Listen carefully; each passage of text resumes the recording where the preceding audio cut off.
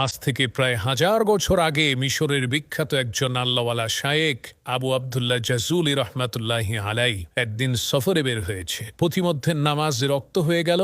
এখন ওযু করার জন্য তো পানির প্রয়োজন। পানি যদি না পাওয়া যায় তাহলে তায়াম্মুম করার বিধান আছে, কিন্তু প্রথমে পানি তো খুঁজতে হবে। তো আবু আবদুল্লাহ জাজুলি রহমাতুল্লাহি আলাই তিনি পানি খুঁজতে আরম্ভ করলেন। খুঁজতে খুঁজতে তিনি একটা কূপ পেলেন। সেই কূপের মধ্যে চেয়ে দেখলেন কূপের নিচে টলটলা পরিষ্কার পানি আছে, কিন্তু দুঃখের বিষয় সেই কূপের আশেপাশে কোনো বালতি নেই। তখন আবু আবদুল্লাহ জাজুলি দেখতে পান ওই কুয়া থেকে একটু দূরেই একটা ঘর রয়েছে, আর সেই ঘরের ছাদের উপরে ছোট একটা বাচ্চা মেয়ে খেলা করছে। তখন তিনি ওই বাচ্চা মেয়েকে ডেকে বললেন, মাগো, নামাজে রক্ত হয়ে গেছে, আমি একটু উযু করে নামাজ পড়ব। এই কুয়ার আশেপাশে কোনো বালতি দেখতে পাচ্ছি না, তোমাদের ঘরে কি কোনো বালতি আছে নাকি? আমাকে একটু দাও, আমি কুয়া থেকে পানি উঠিয়ে উযু করব।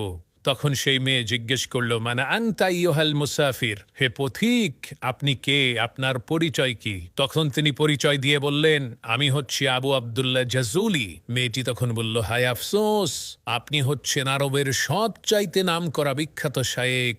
আরবের প্রত্যেকটা মানুষই আপনাকে চেনে। আপনি এত প্রসিদ্ধ নামকরা একজন আলেম হয়েও কূপ থেকে পানি উঠানোর জন্য বালতি তালাশ করছেন, এটা তো খুবই আশ্চর্য বিষয়।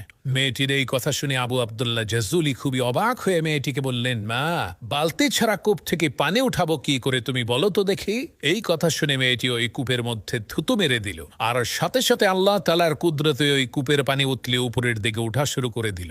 মেয়েটির এই কেরামতি দেখে আবু আবদুল্লাহ জাজুলি তাকে প্রশ্ন করল, মাগো, তুমি কি এমন কাজ করেছো, কি এমন আমল তোমার আছে যার কারণে এত বড় কেরামতি তুমি দেখাইতে পারলা? তখন সেই মেয়েটি বলল, হুজুর, আমি মাঠে বকরি চড়াই, আর আমার বকরিগুলো যতক্ষণ পর্যন্ত মাঠে ঘাস খেতে থাকে ততক্ষণ পর্যন্ত আমি আল্লাহর শ্রেষ্ঠ পয়গাম্বর বিশ্বনবী মুহাম্মদুর রাসূলুল্লাহ সাল্লাল্লাহু আলাইহি ওয়াসাল্লামের উপরে দরুদ পড়তে থাকি।